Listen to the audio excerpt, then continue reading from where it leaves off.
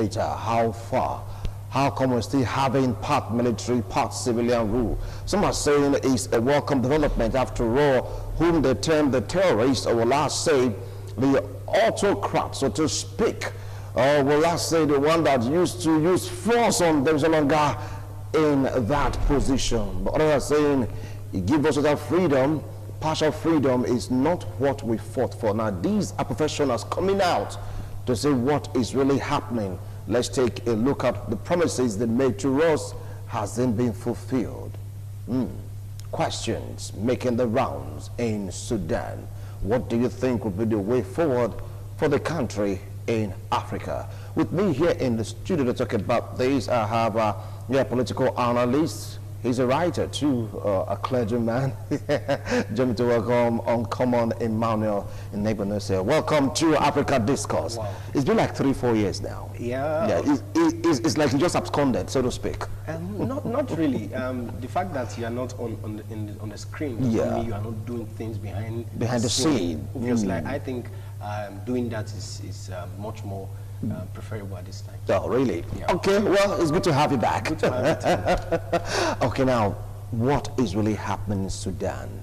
You see some coming out to protest, some don't even know the reason why they're protesting. Some are saying, we are happy that at least 2 years now, no more Bashir. What are saying, what you are giving to us is not what we bargained for. Professionals are like saying, look, this is like a nightmare, so to speak. We want full civilian rule, mixed purpose, mixed reactions coming from the Sudanese. What do you feel about this? Sudan is a very, it's a creature in Africa. It's a creature that you as a nation, you just wonder when you look at it and look at the dynamics, look at the various affairs in that particular nation. The Sudanese, they came out to protest. They came out to express their grievances because of what they were going through, the challenges, the economic issues, the high-handedness of their then leader, Bashir, who was there for about 30 years, and they came up to express their grievances. They came up to say, no, we don't want. They came up with a whole lot of issues, but one of the issues that was stopping the agenda at that particular time was the giving them a sense of belonging, giving them what they actually want as a people, making them free, making them enjoy the dividends of democracy, making them enjoy what an average citizen we naturally enjoy. And we saw how it snowballed from being a protest to the ousting of Umar, and we saw how it has been. We saw the military coming over, we saw the reaction of the African Union, and we saw a whole lot of other things. So from the protest, it snowballed to a whole lot of other issues. Now he left. We saw, like you were rightly noting, the fact that it is like a quasi-government, a quasi-arrangement, where you have partly military and partly civilians. Now, that phase has been dealt with, where the dictator has been removed from office. Now the next phase, like they actually, the military, the interim military then actually gave them, said, okay, give us give us so and so period, which is about 3 years and 3 months.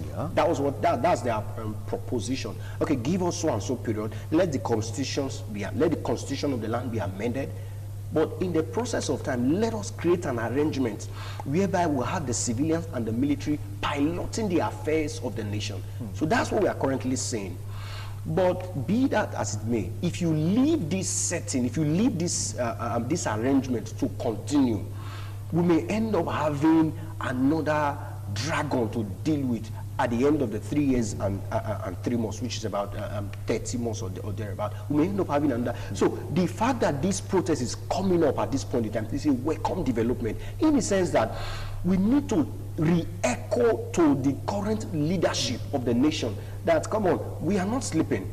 The fact that one aspect, the first half, has been dealt with, we don't want a repetition of what happened previously to also come up again. And that's why you are seeing this protest, to tell them, if you have given us a particular template, you have given us a particular timeline, what are we getting in the interim? Are we getting representative government? Are we getting the same issues that they were fighting before? The same issue that sparked up the protests at the inception, we are still having them. Then what is the way forward? That's what the professionals are saying. And I like them, the fact that they are out on the street to express again, to tell these people who are currently in power that they need to sit up. They need to do what they were mandated to do. But over time, for me, I believe that since a medium, a time lag has been given, let the Sudanese be patient a little bit to see at the expiration of that particular period of time if the military will be able to produce what they have actually anticipated and also cede power totally to the civilians. Now, from calculation by some of the professionals, they are saying that it has exceeded time already. That's what they're saying. Look, why not just do it quickly? Because from the body language of the military, it's like they don't want to go. Hence, the mixture of emotions and the protesters coming out in mass in 2 major cities to protest. Khartoum was there, and some other cities, they came out and said, look, we don't really get this. You talk about constitution, nothing has been done visibly about it, and you guys are still there. Don't think they're making a point in all this? Yeah, if you've been severely beaten with a particular instrument and you see somebody coming with that instrument again, this time may not be to hurt you, to harm you. Now, there is a trigger, a psychological trigger that comes on board to say, the first time that I saw that particular issue, it did harm actually to me. So you need to react on time to ensure that if the intention of the person coming with that object is to hurt you or something else or whatever, this is the time to actually cry out again, because we have seen we are currently experiencing the outburst of the first protest, and if this body language continue, if these issues continue, if what we are seeing continues, we may end up be seeing and not the repetition of what happened before. So that's why these professionals actually say, no, let us hold these people let us see how we can nip this issue at the board. Let's see how we can hold them accountable on time, so that it will not degenerate to something that is way beyond hand. Fine, at first, Umar came when he, as a matter of fact, he actually came through the military platform where he ousted, through a coup where he ousted the then leader, and we saw how he also metamorphosed into a civilian government, and we saw how he kept continuing. If not for the protest, he was already putting machinery in place to amend the constitution that would give him leave to contest again for another time. So a whole lot of issues, and we are seeing like a replay in this quasi arrangement where the military are saying, okay, let's front the civilian leaders, but at the back of our mind, we know we are the one controlling the game. So it is a welcome development. Let the protest continue. Okay, for what he said is a welcome development. Let the protest continue. We want to go for a break. When we return, we'll continue with this discussion. 2 years after Bashir, Omar, Sudan, they're still out there protesting, with the professionals saying this is not what we bargained for. Others are saying half bread, they say, is better than none. We'll be right back after this break.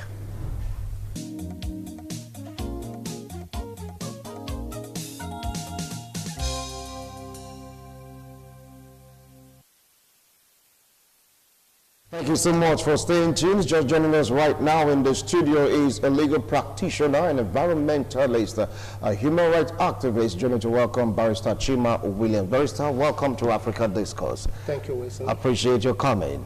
Thank you very much, and thank you, audience. All right, it's all about what is happening in Sudan. The protest, mixed information, mixed emotions. So many things mixed because of this protest. Some are not even aware of the reason why they're protesting. Others are saying the promise you made to us has not been fulfilled. While some are saying, come on, half bread is better than none. We'll get there eventually. Barrister Chima Williams, I know you're following this trend for the past 2 years, also of Omar al-Bashir, when he was removed via, massive protests by professionals coming together. Many lost their lives in that protest. The military came around to say, look, we are going to form two kind of government, civilian and of course military, coming together to rule the nation. But from what they are saying right now, some of them are saying the promise made has not been fulfilled. Emmanuel has already opened, this discussion. What do you feel about this?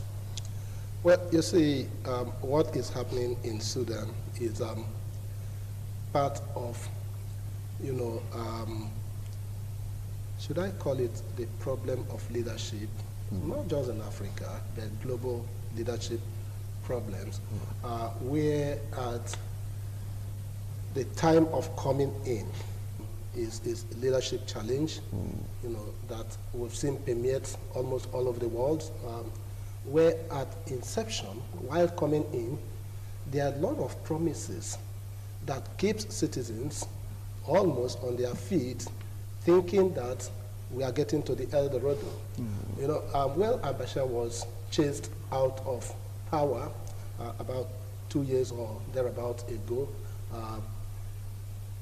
Sudanese thought that with the ouster of al-Bashir, will introduce automatically a new lease of life in Sudan, new kind of leadership that will take into consideration the yearnings and aspirations of the people. Don't forget that one of the allegations against al-Bashir was, human rights issues, okay? And now the military, in order to woo the populace and calm down nerves, coined that military-civilian, arrangement that we've seen in most parts. Once that fusion stays for long, it creates a big challenge. Because one issue of command and obedience, order, the military are used to, once the general makes a pronouncement, it becomes law, okay? And with fusion of civilians, who are predominantly politicians, who are used to lobbying, you find out that this is what brings up, the situation we have in Sudan today, that the people are crying, hey, we thought that things are going to move so that at least we'll begin to see visible changes.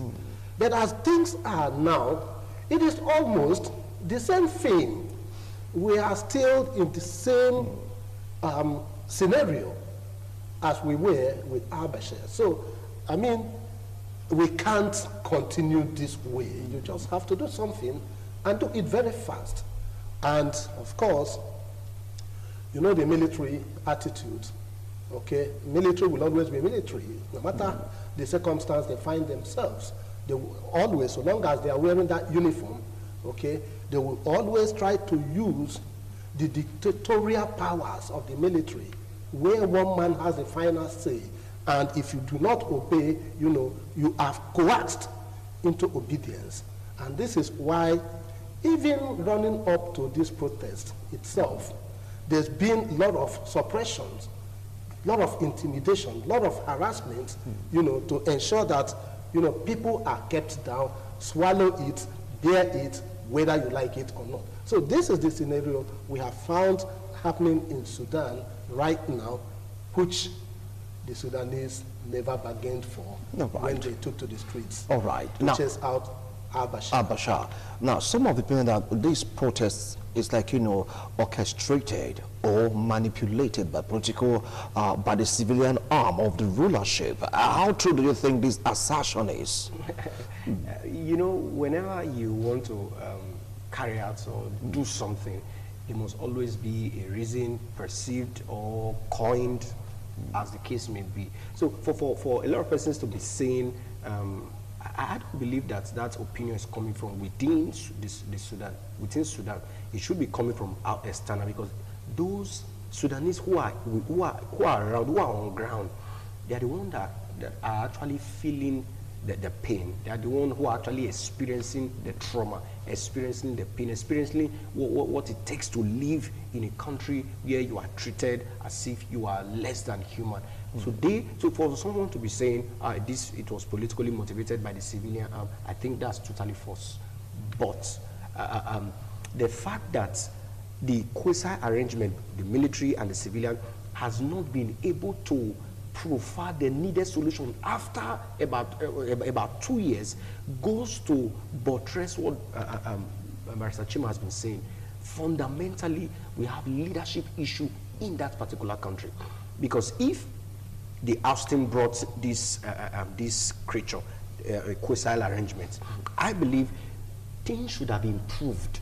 If we had seen significant improvement, I don't think the Sudanese would have been out there to actually protest, to actually condemn this particular arrangement. What the people actually want has not been delivered to them. And what they want is dividend of democracy. What they want is to enjoy a better life. They want to enjoy being in the country. And they've not seen that in this arrangement. Which, let me tell you, if we have seen from this arrangement that there was economic improvements over time, if not a breakthrough, but at least something that's been, there's a build-up gradually. We've seen improvement in the economy, we've seen improvement in this, we've seen improvement in various sectors. I believe that whenever you are communicating to the average Sudanese, they will be able to, when they see these things on ground, they'll be able to bear. But what they are saying now is, where we were 2-3 years ago, that's the same place we are. Our effort has not generated the needed dividend. But I still have my own personal fears. My fears being that even if the military totally extracts themselves from this entire phenomenon, the civilians that will be saddled with the responsibility to provide for the average Sudanese, will they still be able to provide the needed solution that they cannot provide in this quasi arrangement? So that's my fear. Yeah, I'm not about even if it's political arrangement, if it is a political sponsored protest, but the protest, the protestant, their concerns and their cries are legitimate. So that should be respected. My fear is what will be the aftermath of this entire arrangement. What will be the aftermath of this entire arrangement between the military and, of course, the civilian? Because it's like the arrangement in Burma, where you see Aung San Suu Kyi saying, look, the military arm and, of course, the civilian arm working together, but the power seems to rest more on the military arm, hence the unrest and upheaval in that nation, Burma. But this is Africa. That other reason came up because of what they term oppression. Some of the people that this protest shouldn't be called for now, because if they keep protesting, they're hitting the polity, thereby distracting this beautiful, you understand, this beautiful marriage between the military and the civilian, from bringing to the Sudanese what they really want, which is the dividends of democracy. What do you feel about this? Well, you see, for every system, there must be beneficiaries. Okay?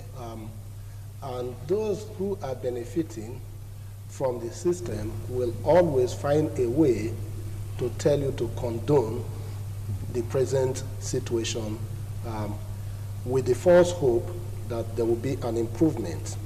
The situation in Sudan is how do I describe it? Is a unique one for now, okay? Unique in the sense that, hey, we say we have military, civilian, combined leadership of Sudan. But the question is, who calls a final shot? Okay? And you determine who is in charge by the person on whose table the final buck stops. And in this instance, the civilians are there to support the military. Okay? With the type of arrangements that we have there. So, if you are playing a supporting role, it's just like when we describe that the deputies or the vice, they are like spare tires. They only come into play when the principal, is out of the space. So from what you're saying, the president is the military while the vice the civilian. Okay, so you can even see it that under civilian president and civilian vice, it's difficult for the vice, to act except if he or she wants to subvert the principal. Okay, let alone where the head is a military general, okay, who will not even listen to a civilian, bloody civilian for that matter, okay? So now, interestingly, the promises, you know, this is not like there was a planned military coup, okay, where the military say we want to change things. Some people described what happened in 2018, you know, in Sudan as a revolution, sort of. Yeah. Okay? Because it was the will of the people, the will of the ordinary man in the streets, the will of the political elites, a combination, both the will of the military, who came, you know, when they saw the way the situation was going, you know, please, let's arrest the situation from degenerating. Okay?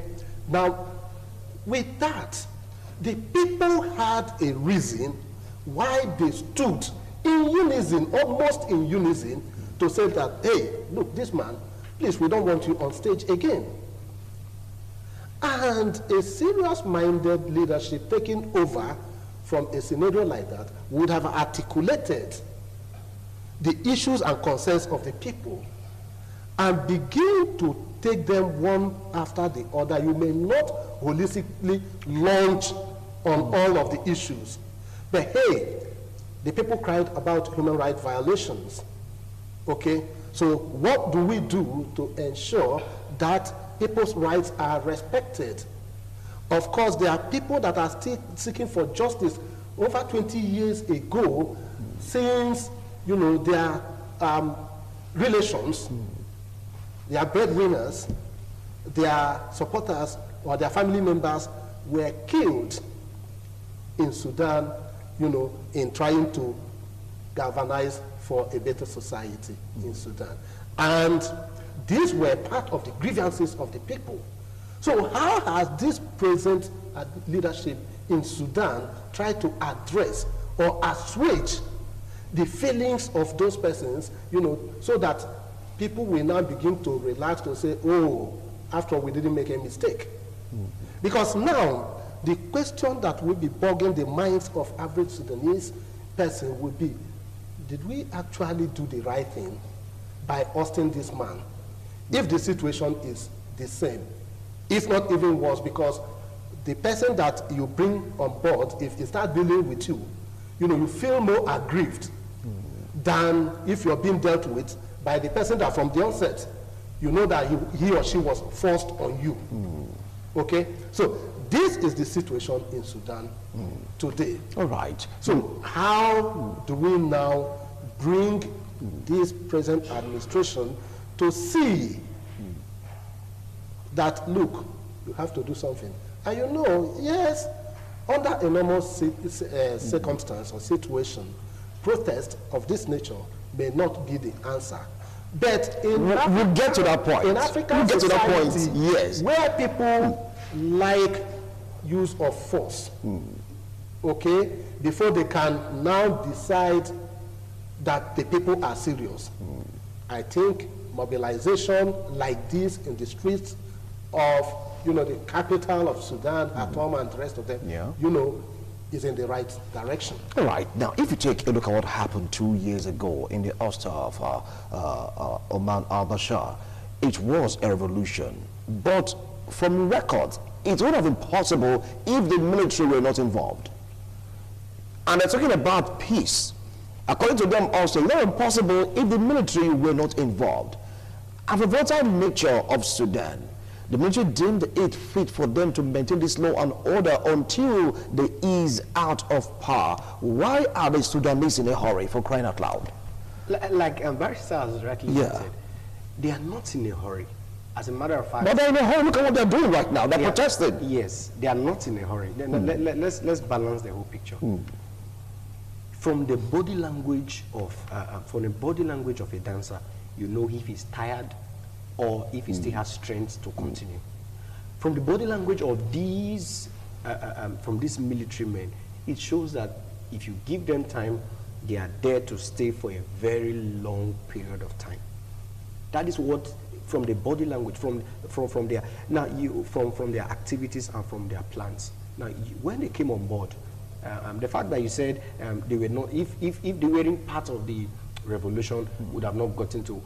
If the protest had continued, like what we've seen, when the protest started, Umar quickly introduced the military, dissolved all the political structure earlier on, introduced the military to see how he can suppress the issue, but that did not work.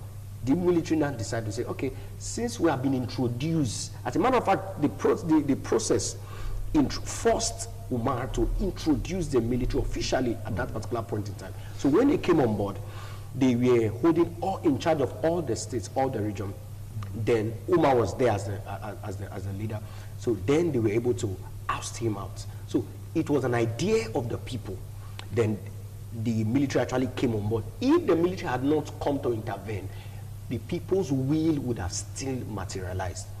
Be that as it may, now the military has been saddled with the responsibility to calm the tension in the country and to also take the nation to the next level. They've been able to calm the nation in the last almost 2 years. But the question the average Sudanese, the average man on the street is saying is that you have been able to, because what they are like from study, when he was ousted, that became the first revolution, the second revolution, when they are, now the third, the fourth, we are not saying, we want a better Sudan for us. What is the way forward? What is the way forward? Because from your body language, it seems as if you guys plan to stay longer. And that is why they are there. I believe, when I was looking at the issue, I said, okay, why not give these guys more time? The second thought that came was, how much time is more time?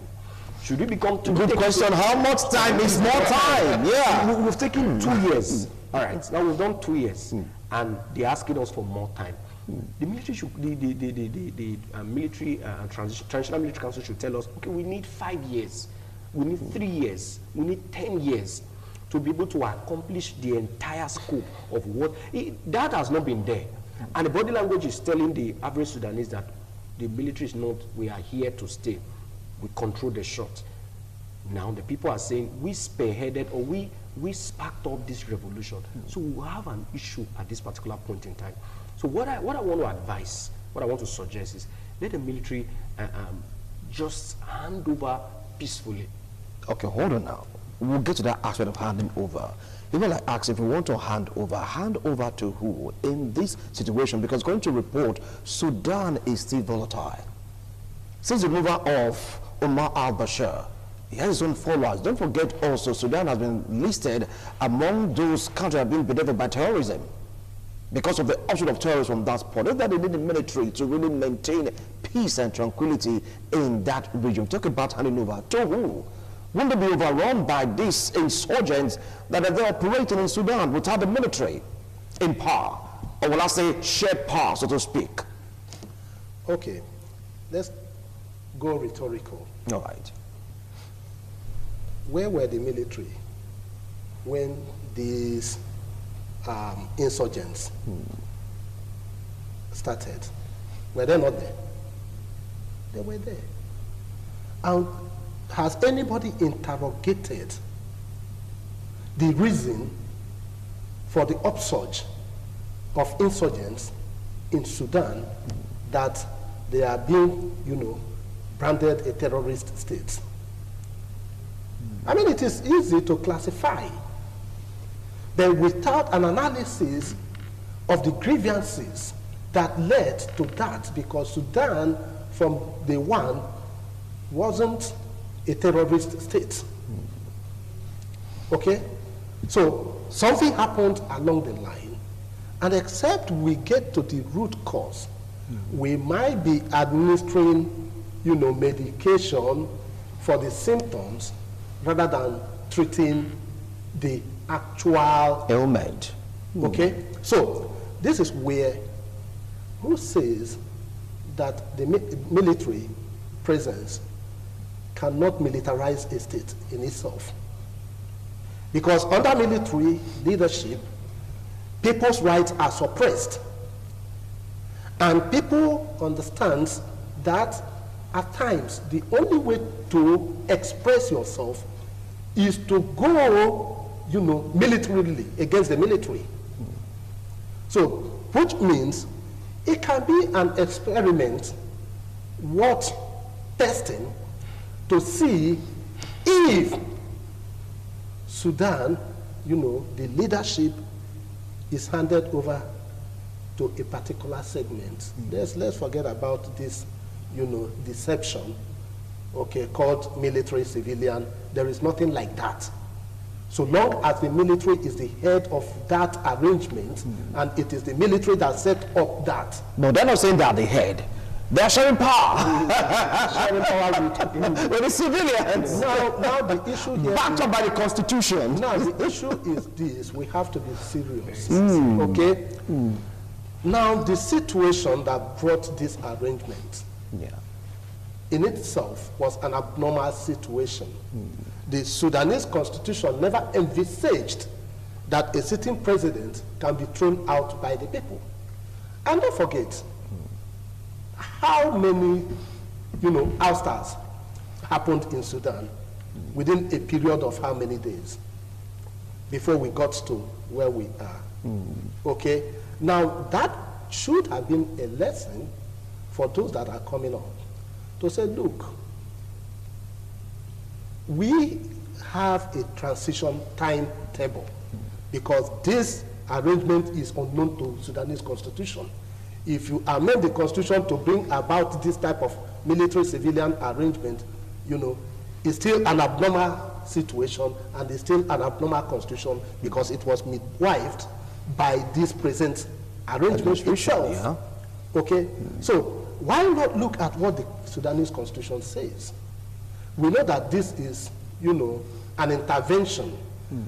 And you see, my brother, power corrupts. Absolute power corrupts absolutely. Okay? When you do not have a term limit, chances are that you can do anything. Because, of course, there is a danger in non-defined term of leadership.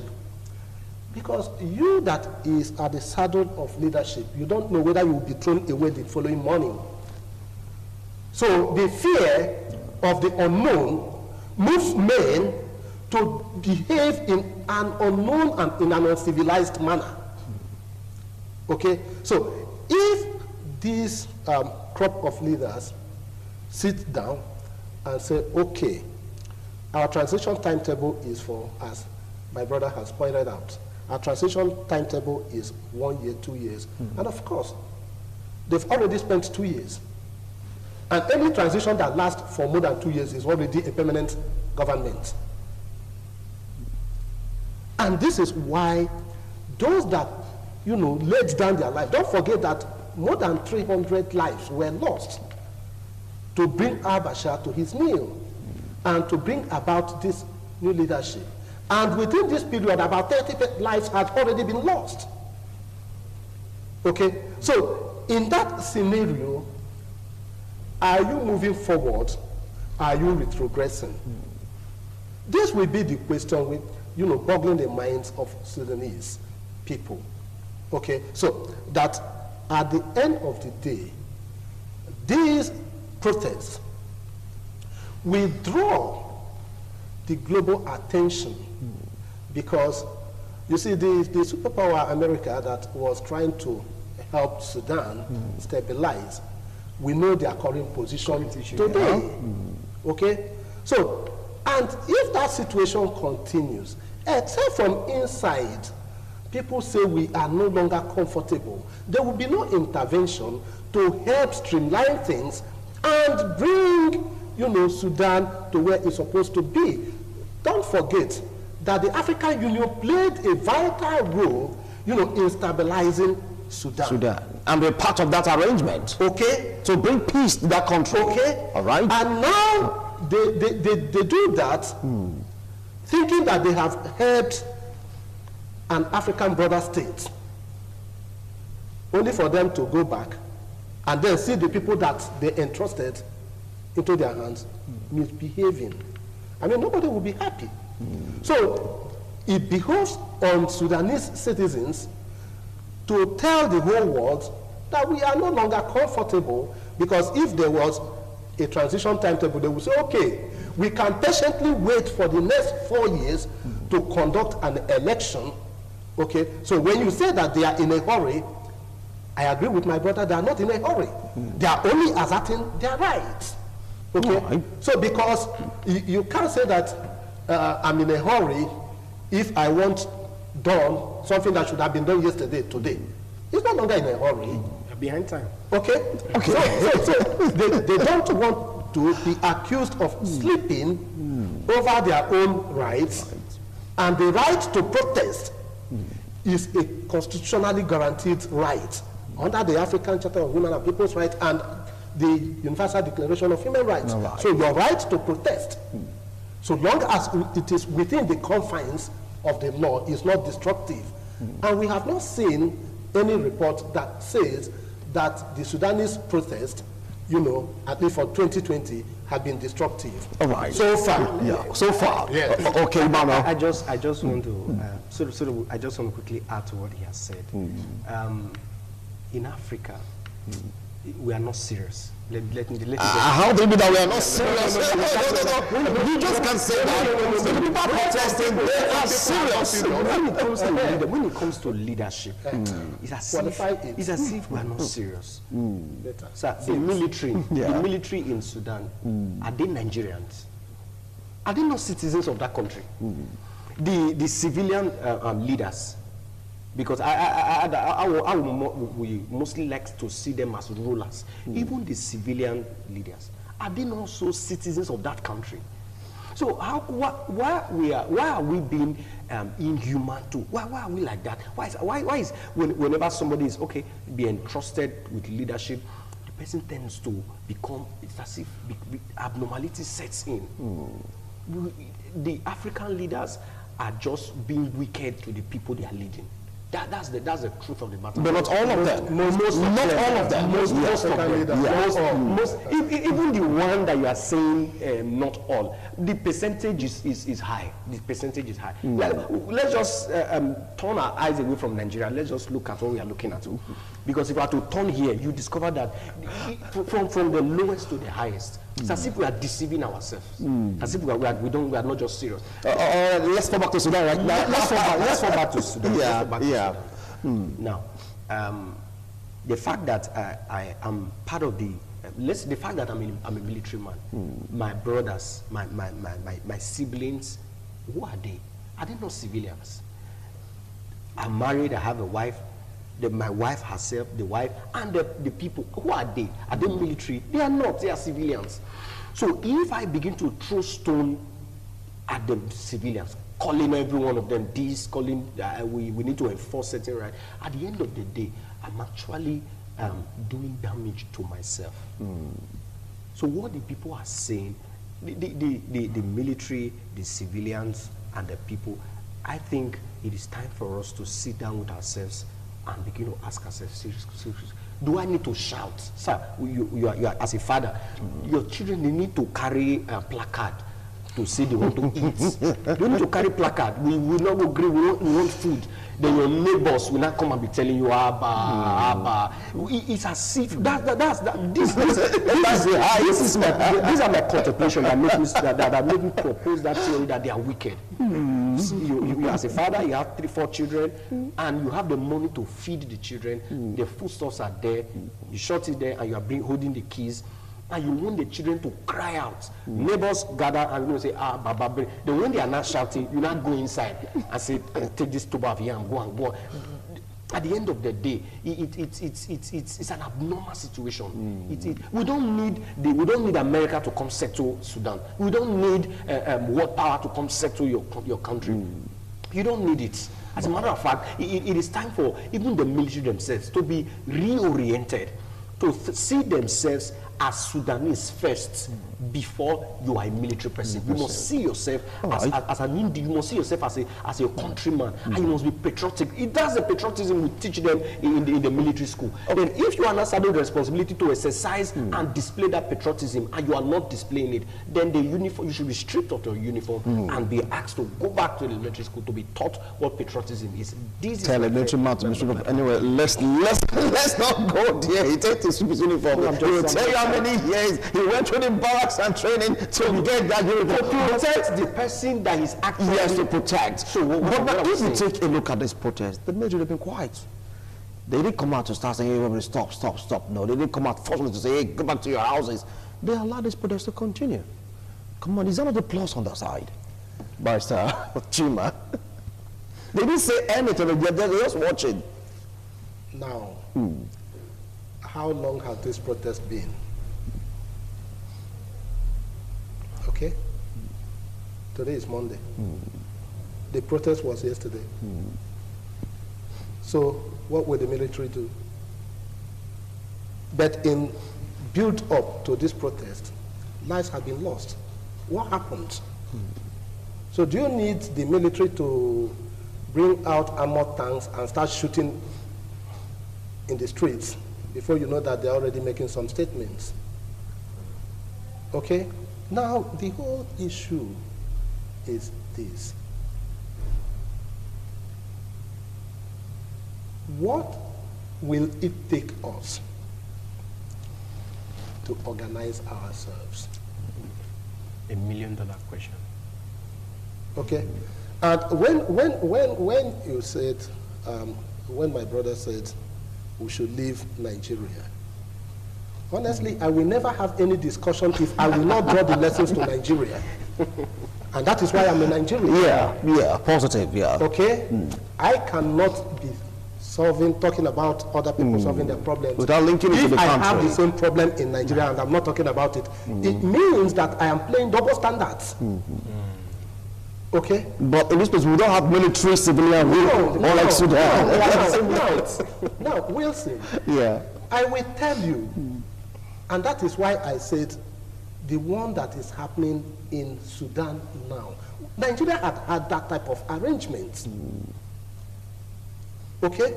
When a military head of state transmutated himself to call himself a president, he's an abnormal. But that was to show that, you know, he identified that civilian rule was the best, no matter how good a military rule is. You cannot compare it with civilian rule. Civilian in shirts, but military inside. Okay? Now, because civilian administration have some institutions that makes it, you know, a civilian administration that are lacking in military administration. So, in Sudan, as at today, where is the parliament? So, this describes to you that Sudan is under a military dictatorship. Point blank. So, the pretense of civilian military administration is deceptive. So we call it a spade. All right, calling a spade, and that is the last comment on this discussion. I know we have so much to say. So much to say. The signals are so strong that I have to call it a wrap right now. Let's see what will happen in Sudan. I'll just to observe and report back to you. Gentlemen, appreciate your wonderful analysis. So keep watching. People are calling you next time you honor the invitation. All right. Well, this is Africa Discourse, talking about situations in Africa, picking on countries, states, and of course, Nigeria is not excluded because we are all Africans. Let's see how the Sudanese will really manage this situation. See you tomorrow on International Forum. God willing. Bye for now.